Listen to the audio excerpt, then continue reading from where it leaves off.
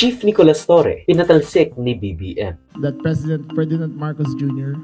has made the difficult but necessary decision to relieve PNP Chief Police General Nicolas Torre III of his duties. Vico Soto versus Bapaw at Corina. Pero siguro yung mga nakita talaga natin na connected sa contractor, sila naman nag-post nun online, di ba? So, bigyan natin sila ng atensyon kung gusto nila.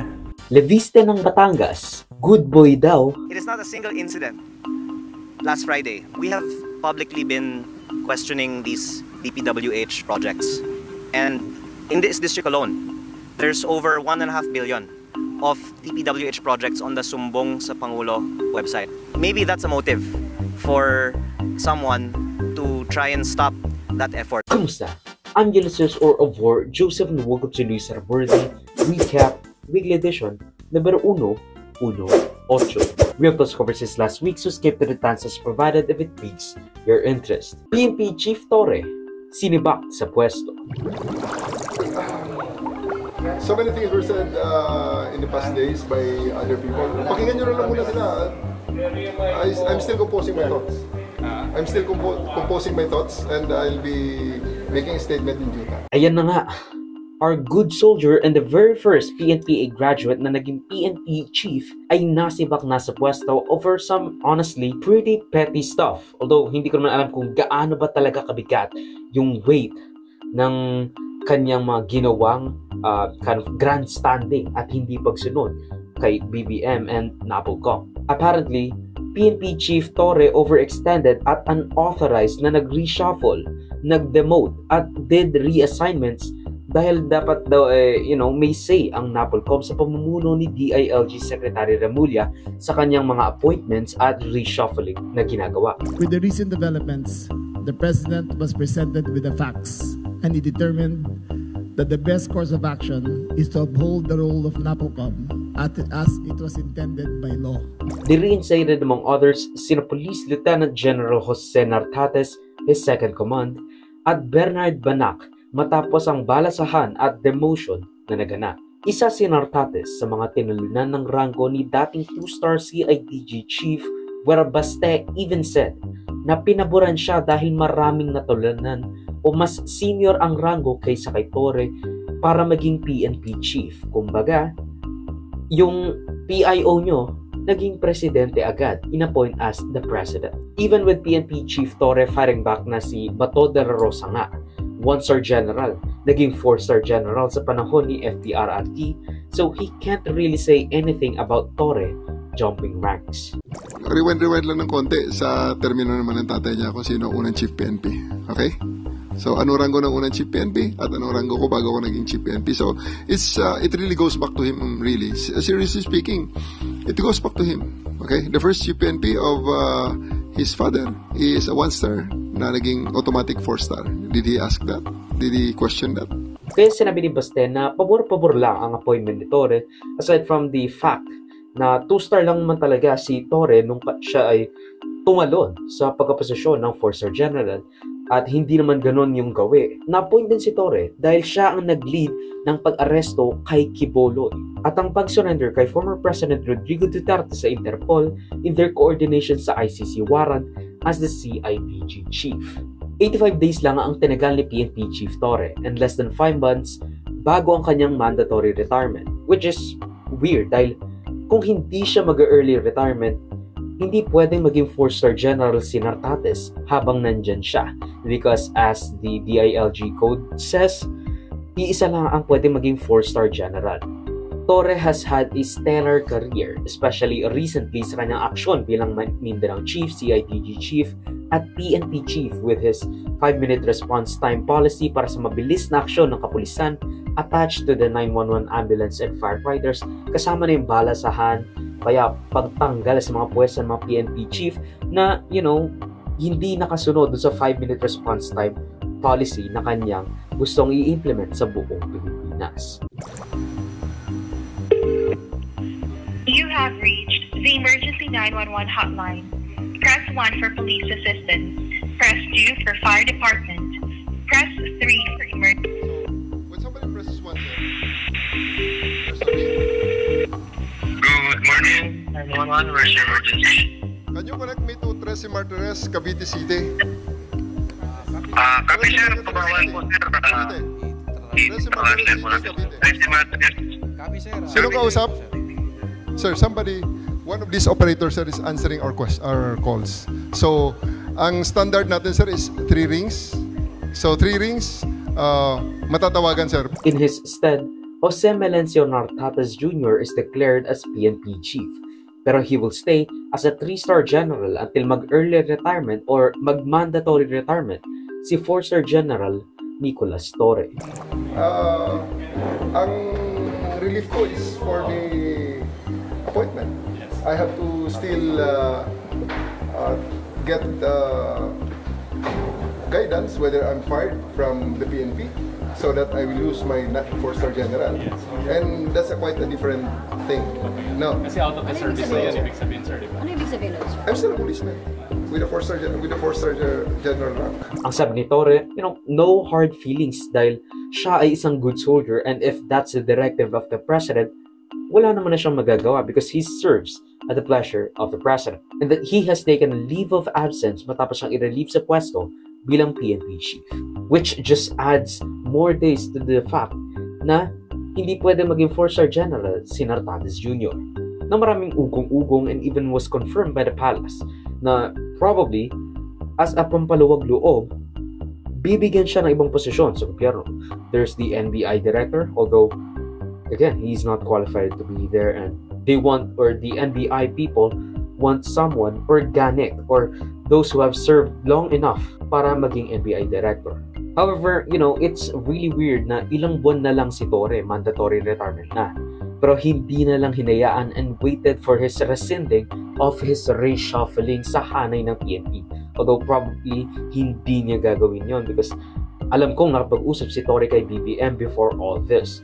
Maybe he stood on business. Pero sa totoo lang, this is such a minor thing. Although, again, siguro ayaw naman ni Marcos na magkaroon ng mutiny sa loob ng PNP, especially sa kanyang mga matataas or at least former higher-ups sa PNP. And again, Torre has indeed overextended his kind of galamay at ang kanyang pag-reshuffling for the name of, well, I don't really what name of.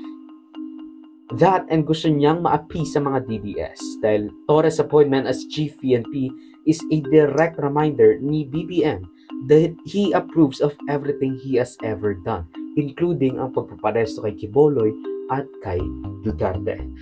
Sa totoo lang, nagustuhan ko si Torre in his brief stint as CIDG chief, pero not just because napakulong niya lang si Quiboloy at Duterte, although that is a pretty ballsy thing to do, lalo na at mahal ng PNP sila Duterte, but because of his agaw eksena demeanor and that 5-minute response time thing. Brilliant. And the fact that he only did that 85 days, nagtanggal siya ng mga PNP chief na hindi sumunod or hindi nakaabot sa 5-minute response time policy thing. Kumbaga talagang makikita mo na he has the will to actually implement good laws or at the very least implement policies that could actually help the people. Hindi lang puro crime punishment but also crime response. Siguro masyado na siyang naging komporta. Siguro ang problema lang kay Torre for BBM is masyado siya naging komportable. Masyado siyang sumisikat. And as we all know, you cannot outshine the master.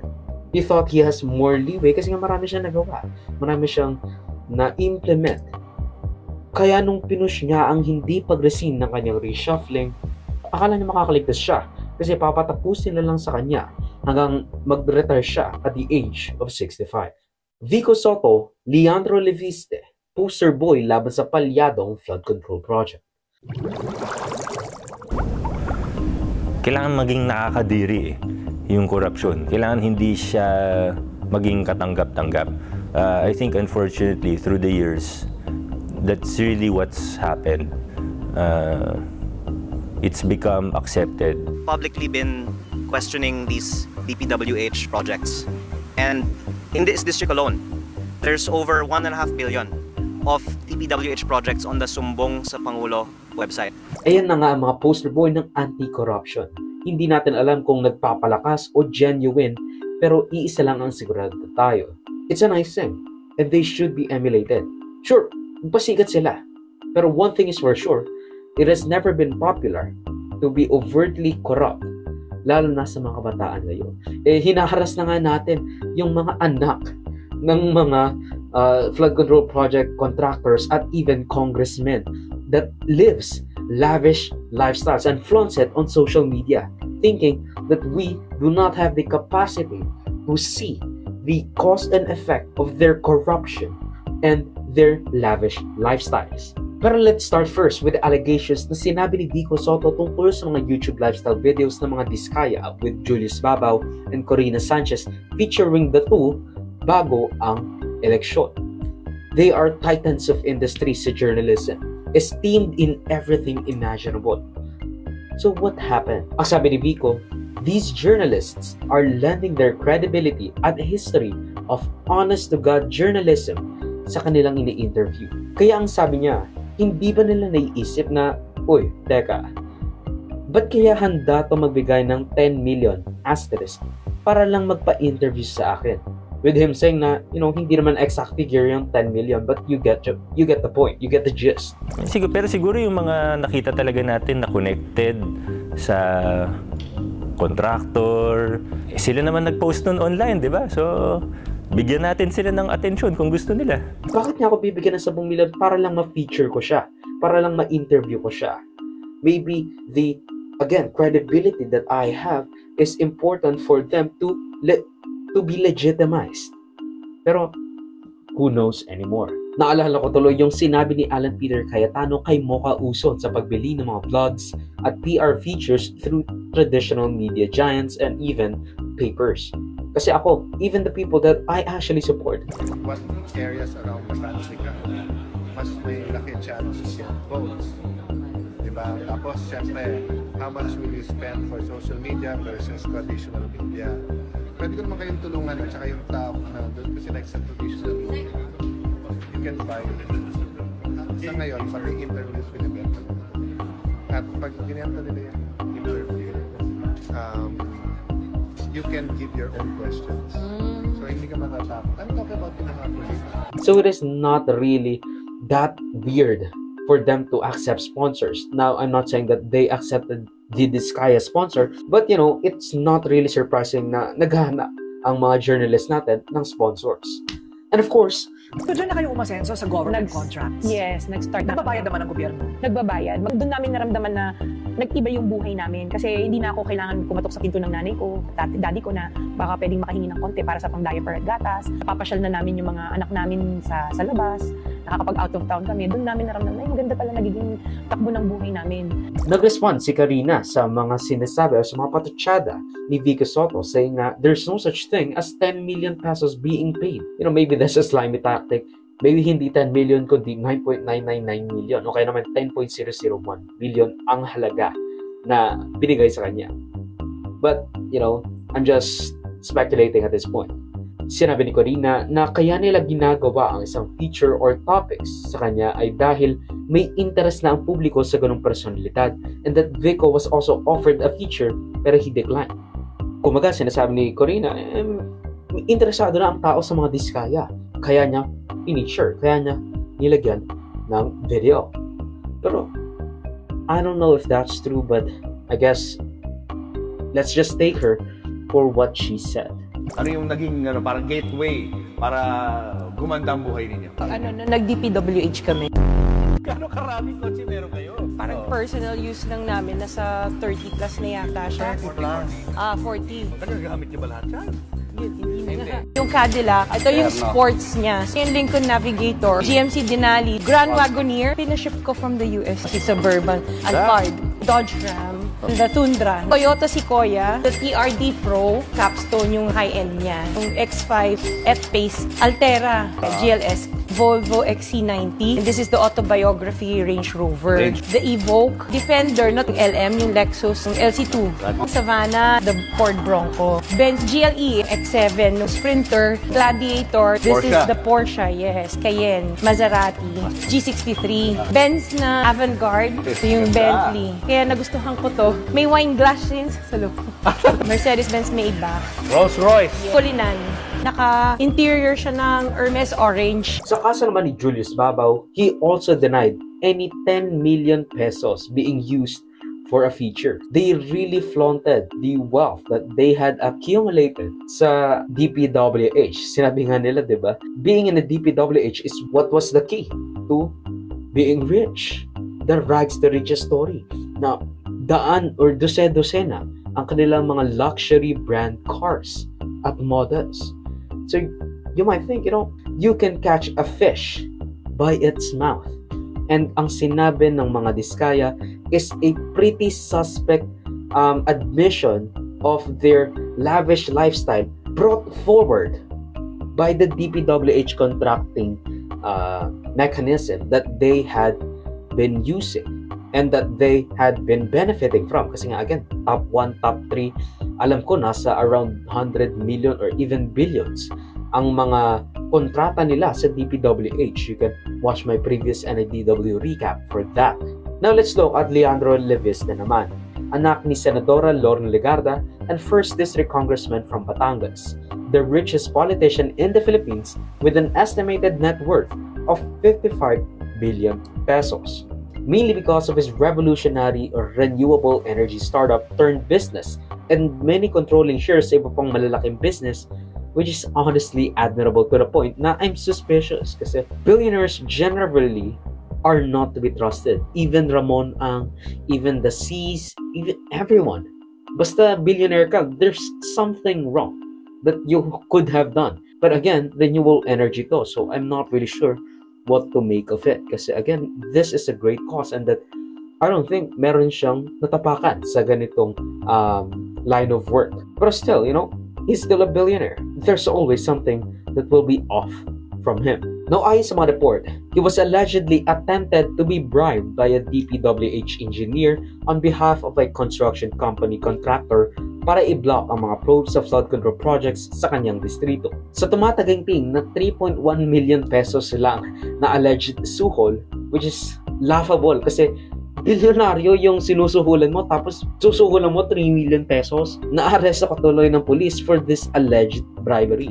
Ito po ay inabot ni DE at nakita po ng PNP sa isang supot na may kasamang resibo ng 3 mga proyekto na nakakahalaga ng 104 million pesos, 3% of which is 3.1M. Kinompute talaga bilang initial na SOP para sa 3 proyekto at meron pang isang contractor na sinabi sa akin ni DE ready na mag-withdraw ng 15 million pesos cash. Kung nag-okay po ako, baka kinabukasan pwede niyang ipadala na sana. Kaya daw nila akong bigyan ng 5% hanggang 10% mula sa 3.6 billion ng mga proyekto ng unang distrito ng Batangas. Leviste alleged na sinabi ng DPWH engineer sa kanya na walang bidding na nagaganap para sa mga flood control projects sa kanyang distrito and yung dating congressman ang namili ng mga mananalo sa bidding clear emolument or preferential treatment if true. Pinipili lang daw ng congressman ang contractor na nagbibigay ng SOP. Pinangalanan din ni DE sa akin ang mga pinakamalalaking mga contractor sa unang distrito ng Batangas, kung sino ang mga taong nagpasok at pumipili sa kanila para manalo sa bidding noong panahon ng dating congressman. All things considered, itong ginawa niyang pagtanggi sa sukol o lagay na ibinibigay sa kanya is such a low bar. Maybe even staged if you think about it. But at least, the bar was low enough to be cleared and the perpetrators dumb enough to think masisilaw siya sa ganoon kalaking pera. Pero again, as I said earlier, malay mo nagpapalakas lang sila ng pangalan, lalo na sa mga kabataan. Hindi natin alam yon. as I said, maybe even staged ito. Kasi again, who the frick would be dumb enough to bribe piso to a millionaire, to a thousandaire? Kung meron kang 10,000 piso or ibebend mo yung morals mo para sa nagsusuhol sa'yo na bigyan ka ng 300 pesos or 30 pesos lang. Diba? Ang tanga.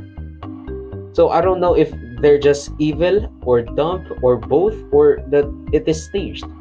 Pero one thing is clear. One thing is for sure. Mulat na ang mga kabataan sa mga ganitong kabulastugan. And we cannot wait until we hold the largest majority. We can actually proceed with the progressive stuff that we want to implement. Or at the very least, the stuff that is literally bare minimum but cannot be done under this particular sets of leaders. At yan ang pagtarabosing news and worthy recap weekly edition for roughly the 4th week of August 2025. Mag-search sa more topics and requirements na balitas if you feel I'm share them in any way. Salamat sa panonood. Baka pa more real live subscribers sa Falabiling sa socials and for Joseph, the will be linked down below. So sustainably, of course, paalam. Thank you.